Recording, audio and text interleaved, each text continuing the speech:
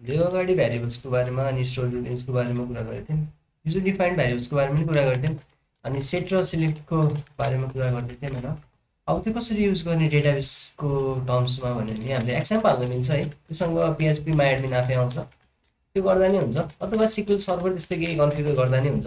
म चाहिँ त्यतातिर लागिनँ, म चाहिँ यहाँ एउटा अनलाइन टुलतिर लाग्न थालेँ है।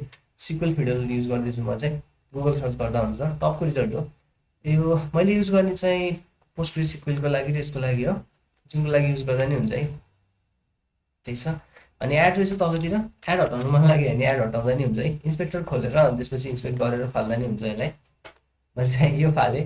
अनि त्यसपछि अब हेऱ्यो भने चाहिँ हामीसँग यता एउटा फिल्ड चाहिँ डिसेबल गरेर रहेछ होइन, अनि अर्को फिल्ड चाहिँ देखाइरहेको छ। हामीसँग खास दुईवटा फिल्ड्सहरू छ कि, अनि एउटा चाहिँ हाम्रो डिडिएल र डिएमएल लेख्नको लागि हो, अनि अर्को फिल्ड भनेको चाहिँ क्वेरी लेख्नको लागि हो। त्यो थाहा छैन भने चाहिँ त्यो सरल भन्छु म। अनि त्यसपछि स्टार्ट गर्छु है। डिडिएल भनेको चाहिँ डेटा डेफिनेसन ल्याङ्ग्वेज हो, डेटालाई डिफाइन गर्ने ल्याङ्ग्वेज होइन, अनि अर्को चाहिँ डेटा मेनिपुलेसन ल्याङ्ग्वेज हो। फरक के छ यो दुइटामा?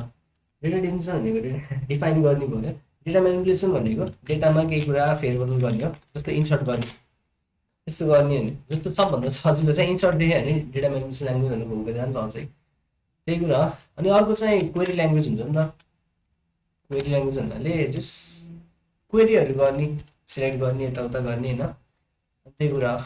अब यहाँ लेखिरहेछ है, यहाँ के गर्न मिल्छ भनेर देखाइरहेछ। अनि यहाँ तलपट्टि चाहिँ क्वेरी टर्मिनेटर छ। मैले चाहिँ अहिलेको लागि सेमिकोलन युज गरिरहेको छु। यो भनेको स्टेटमेन्ट केले एन्ड गर्छ भनेर भन्नु खोजेको, त्यही कुरा हो। भनेपछि हामीलाई डेटाबेस बनाउनु पऱ्यो एउटा हो।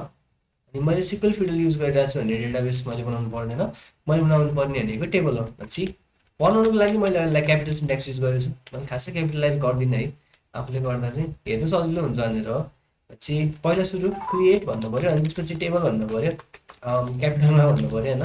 अनि टेबलको नाम चाहिँ मैले सपोज फ्रेन्ड्स दिएँ।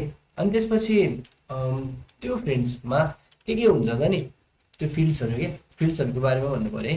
भनेपछि मैले चाहिँ एउटा फिल्ड चाहिँ आइडी राखेँ, अनि अर्को फिल्ड चाहिँ नेम राखेँ, साथीहरूको नाम है। अनि अर्को चाहिँ कन्ट्याक्ट, यसमा चाहिँ नम्बर होला भनेर सोचिरहेको छु, अथवा कन्ट्याक्टको सट्टा चाहिँ जेन्डर हालिदिउँ न है, चाहिन्छ कन्ट्याक्ट। जस्तो हामीसँग तिनवटा फिल्ड्सहरू छ, अनि यो तिनवटा फिल्ड्समा के जान सक्छ भनेर चाहिँ लेख्नुपर्छ है। हामीले आइडीमा के राख्ने होला, नम्बर राख्ने हो, अनि इन्टिजर हुने भयो डेटा टाइप भनौँ। अनि अर्को चाहिँ अटो इन्क्रिमेन्ट भनौँ। अटो इन्क्रिमेन्ट भनेको चाहिँ आफै एड हुन्छ कि 1 2 3 हुँदै हुँदै जान्छ। अनि अर्को चाहिँ यो मेरो प्राइमरी की हो, यो टेबलको लागि है, मेरो प्राइमरी की हो। अरू कुनै टेबल एक्सेस गर्न छ भने फरेन की पछाडि राख्दा नि हुन्छ, त्यही गर्दा नि हुन्छ है, जे गर्दा नि हुन्छ। जस्तो यो नेम छ नि, अर्को कुनै अझै एउटा टेबल छ, अनि त्यो टेबललाई रिफ्रेस गर्न छ भने त्यसको लागि फरेन की यहाँ चाहिँ नेम मैले क्यारेक्टर भन्ने, तर तल भ्यालु हाल्ने बेलामा चाहिँ स्ट्रिङ पास नगरेर ब्ल्याङ्क पास गरेर त्यहाँ इन्टिजर पास गर्न नि मिल्छ। नबुझ्नु केही छैन, खासै चाहिँदैन होला। अनि जस भार्कर भनेर राखेँ मैले नाम चाहिँ भ्यारिएबल क्यारेक्टर, अनि यहाँ पछाडि एउटा एन्टर हाल्ने, हेर्नु सजिलो हुन्छ भनेर। नेम भार्कर कतिवटा क्यारेक्टर्स 255 ठिकै होला है।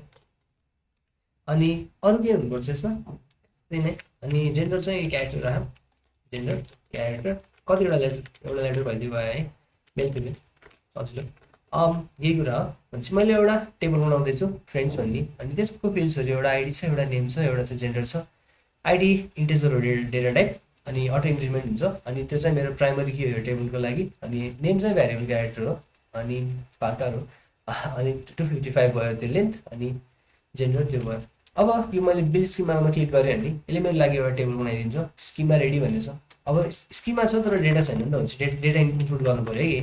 कि कसरी गर्ने, त्यसको लागि हामीले इन्सर्ट युज गरिन्छ, क्यापिटल है, इन्सर्ट इन्टु हाम्रो टेबलको नाम फ्रेन्ड्स। अनि कुन चाहिँ फिल्ड्समा हो नि, आइडी मैले हालिराख्नु पर्दैन, आफै इन्क्रिमेन्ट हुन्छ। अनि नेम भयो, अनि अर्को जेन्डर भयो, यसरी।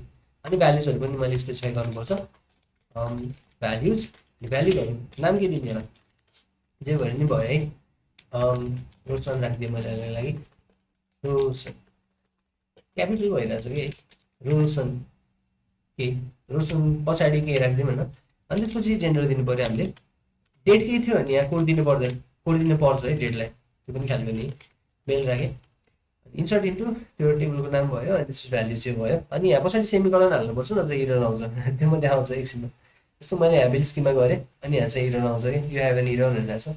यहाँ पछाडि एउटा स्टेटमेन्ट हुनु पर्यो हामीले मल्टिपल सिक्वेलको स्टेटमेन्ट्सहरू रन गर्दैछौँ भने पछाडि सिम्पल हुनुपर्छ बिल्ड गरौँ अनि हाम्रो स्किमा रेडी छ हाम्रो स्किमा भनेको यो भयो स्किमामा हामीले एउटा डेटा पनि राखेछौँ त्यो टेबलमा होइन अब हेर्नु पर्यो भने चाहिँ कसरी गर्नु मिल्छ त्यसो सिलेक्ट गर्नु पर्यो क्वेरीको प्यानल हो राइटपट्टिको यसमा सिलेक्ट अल फ्रम फ्रेन्ड्स गऱ्यो भने चाहिँ हाम्रो टेबलमा डेटा जे छ नि त्यो सबै कुराहरू देखाउँछ रन सिक्वेल अनि तल एउटा डेटाबेस आउनु पर्यो रिटर्न कि होइन जस हेऱ्यो भने रेकर्ड आयो आइडी 1 छ अनि नेम यो छ अनि त्यसपछि जेन्डर यो छ